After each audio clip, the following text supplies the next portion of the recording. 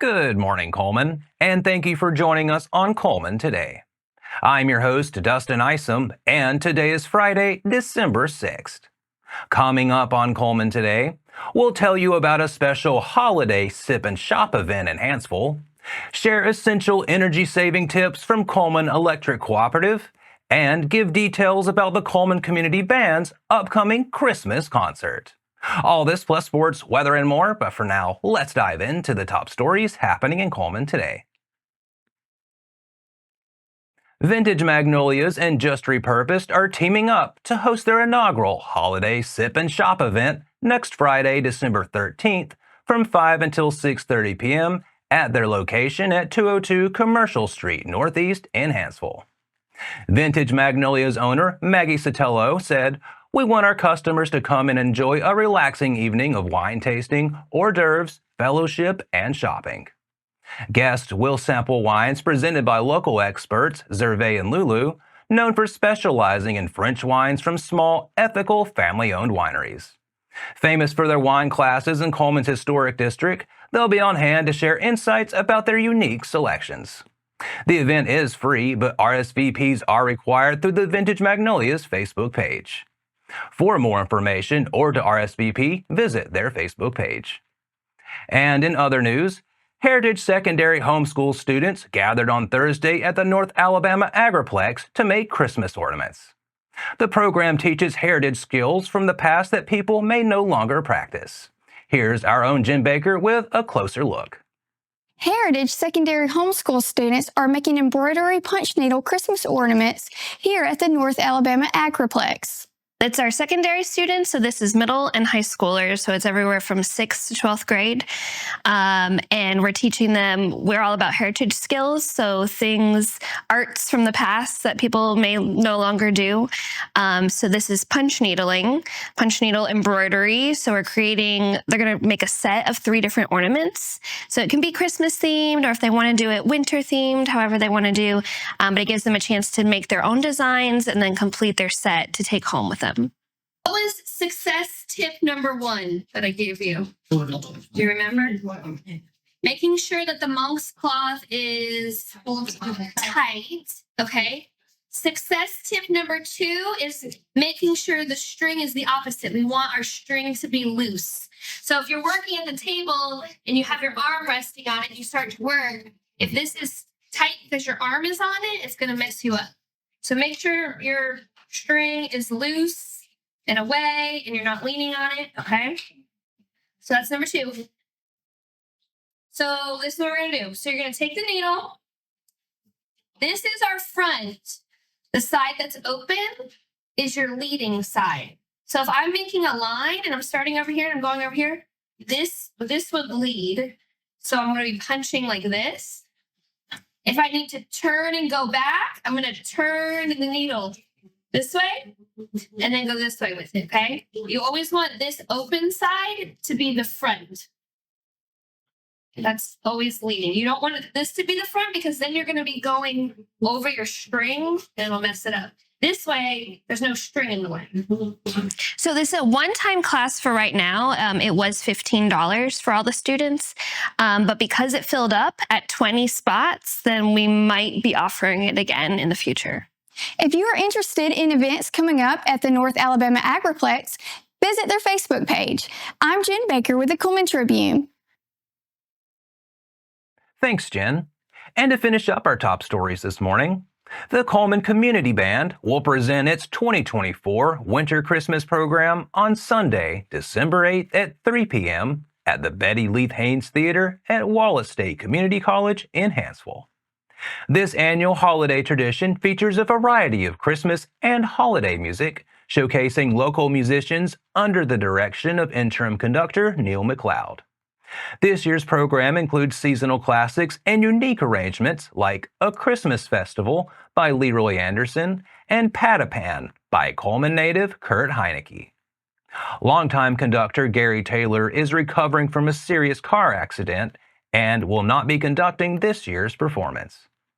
Taylor, who recently returned home after an extended stay at UAB Hospital, is undergoing therapy and making steady progress. He expressed gratitude for the support he's received and looks forward to returning to the podium in the future.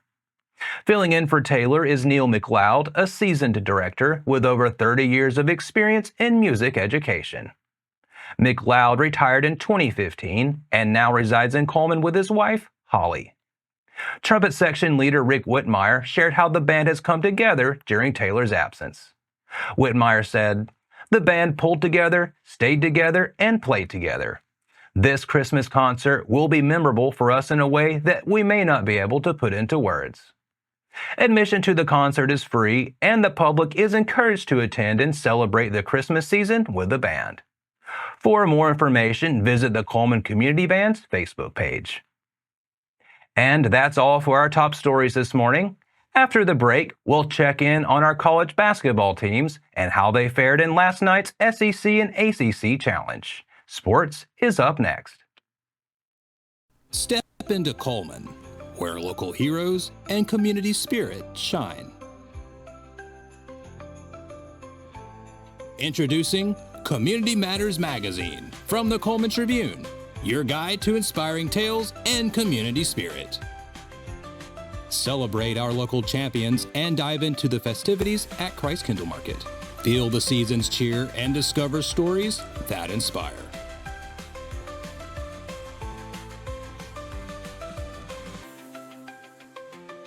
Community Matters Magazine. Connect with your community.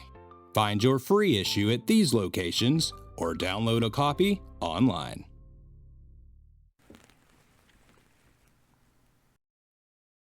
Welcome back. In sports today, we're highlighting the performances of the Alabama Crimson Tide and the Auburn Tigers in the SEC-ACC Challenge. The 10th-ranked Alabama men's basketball team put together a dominant 94-79 road win over number 20 North Carolina Wednesday night. The Crimson Tide were in control from start to finish, picking up their third straight win over an AP top 25 ranked team this season. Alabama had 6 players score in double figures, led by Mark Sears' 20 points and a game-high 7 assists. Aiden Holloway and LeBaron Phelan each finished with 15 points. Darian Reed posted 11 and Grant Nelson added 10 to reach double figures in the victory. The Tar Heels were led by Ian Jackson's game-high 23 points, while RJ Davis added 18 in the losing effort. Alabama will have 10 days between games before it welcomes Creighton to Cullman Coliseum for a home game on Saturday, December 14th. Tip-off is set for 7:30 p.m., and the game will be televised on the SEC network. And just after the Crimson Tide wrapped up their game against North Carolina, the second-ranked Auburn Tigers hit the court at Cameron Indoor Stadium to take on the Duke Blue Devils. The Tigers got off to a fast start before Duke took control, pulling away in the second half to earn an 84-78 win over Auburn. Trailing by 7 points at the half, the Tigers fell behind by 12 early in the second half before chipping away at Duke's lead. Auburn pulled within 2 points 3 separate times down the stretch, but was never able to retake the lead. Janai Broome and Tahad Pettiford led Auburn with 20 points apiece. Broome recorded his 6th consecutive double-double, adding 12 rebounds in the loss. Freshman Cooper Flagg led Duke with 22 points, 11 rebounds, and 4 assists. Auburn will return to Neville Arena Sunday to play Richmond at 11 a.m. And that wraps up sports for today. Up next, we'll bring you 4 stories in under 4 minutes, including details on a Ladies' Day Out, raffle benefiting local families, a local student's big art achievement, and how Holly Pond athletes are raising funds for a new facility. We'll be right back.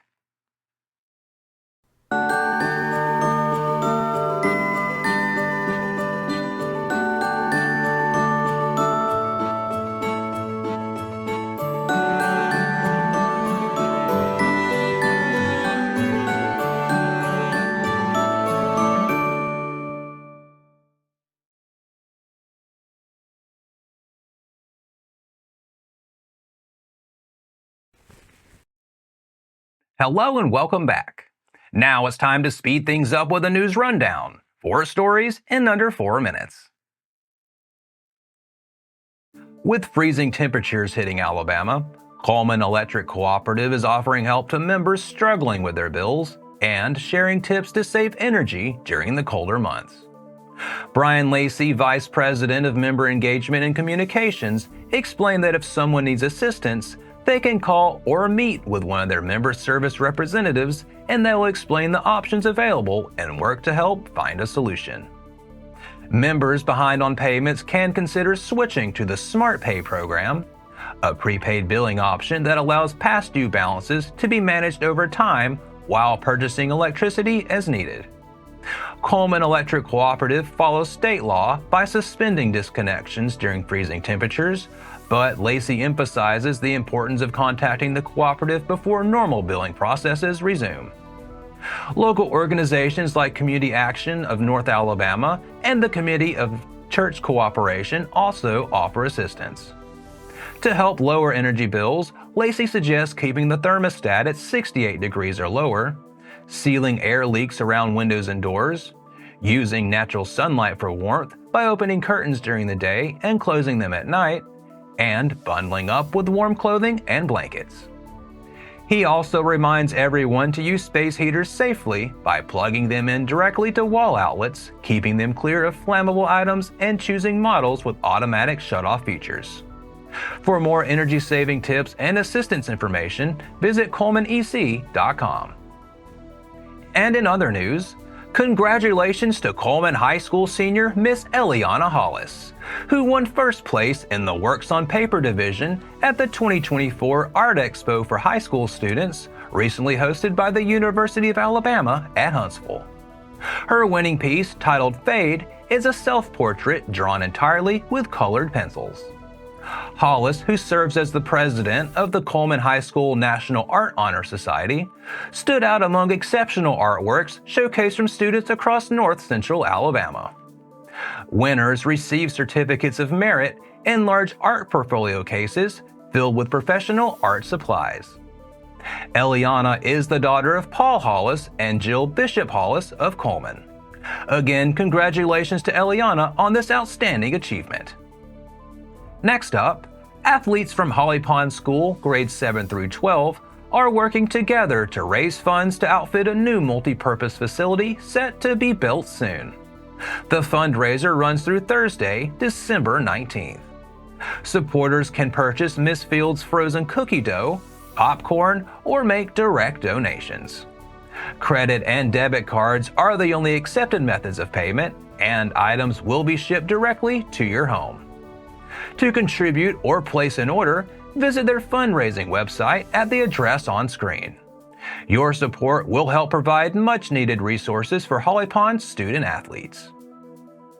And finally, the Berlin Volunteer Fire Department is hosting a Ladies' Day Out raffle, offering a chance to win $500 in gift certificates for a day of relaxation and shopping in Cullman's Warehouse District. All proceeds will benefit the department's annual Christmas for Kids program, which provides Christmas gifts to local families in need. The drawing will be held after the pancake breakfast with Santa at the Berlin Community Center on Saturday. Tickets are $5 each or 6 for $20 and are available now until the end of the pancake breakfast. To purchase tickets, see any Berlin Fire Department member, message their Facebook page, stop by Berlin Town Hall, or visit them on Saturday. Support a great cause and give this special lady in your life a chance at a delightful day out. And that's your 4 stories in 4 minutes. Now for a quick break before we look at the weather ahead and pay our respects with obituaries. I'll be right back after this quick message.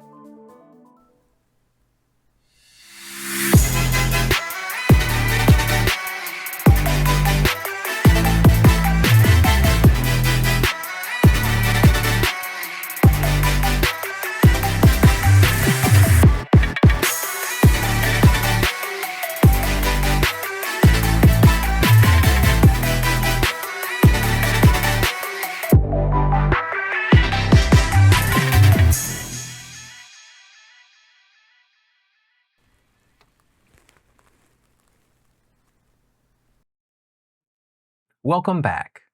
Let's take a moment to pause and remember those who have lost their lives this week as we turn to obituaries. Wesley Wilson Trapchak Jr., 59 of Cullman, passed away on Sunday, December 1st. Memorial service information for Mr. Trapchak will be provided at a later date. Clarine Francis Reed, 96 of Hansville, passed away on Wednesday, December 4th. A graveside service for Mrs. Reed will be at 3 p.m. today at Valley Springs Cemetery. Morris Edward Scott, 80 of Cullman, passed away on Monday, December 2nd. A visitation for Mr. Scott will be held today from 12:30 until 2 p.m. Following the visitation will be a celebration of life funeral service at 2 p.m. at Moss Service Funeral Home. Mr. Scott will be laid to rest in Good Hope Cemetery. Linda Faye Spear, 71 of Hansville, passed away on Tuesday, December 3rd. A celebration of life visitation for Mrs. Spear will be held Saturday, December 7th from noon until 2 p.m. at Moss Service Funeral Home, followed by a celebration of life funeral service at 2 p.m. Ms. Spear will be laid to rest in Shelton Grove Baptist Church. That finishes up obituaries for today. Our thoughts and prayers go out to their friends and families. Now, let's take a look at the weekend weather forecast. Today, it's going to be sunny with a high of around 40. But don't let that sunshine fool you. It'll be much colder with wind chills between 6 and 16. So make sure to bundle up if you're heading outside. Tonight will be mostly clear with temperatures dipping to around 22. Tomorrow brings more sunshine with a high near 50. Early in the morning, it'll still feel a bit brisk with wind chills between 19 and 29, but it should warm up nicely as the day goes on. Tomorrow night will be partly cloudy with a low of around 32. On Sunday, there's a 50% chance of showers, mainly afternoon. It'll be mostly cloudy with a high near 52. And Sunday night looks wet with showers likely and a 90% chance of rain. Temperatures will be around 44, so you might want to keep that umbrella handy. And that wraps up another edition of Cullman Today. We appreciate you sharing your morning with us, and remember to stay connected by following us on social media and visiting CullmanTribune.com for the latest from our community. We'll be back bright and early Monday morning at 6:30 a.m., but until then, I'm Dustin Isom with Cullman Today, wishing you a great weekend, Cullman.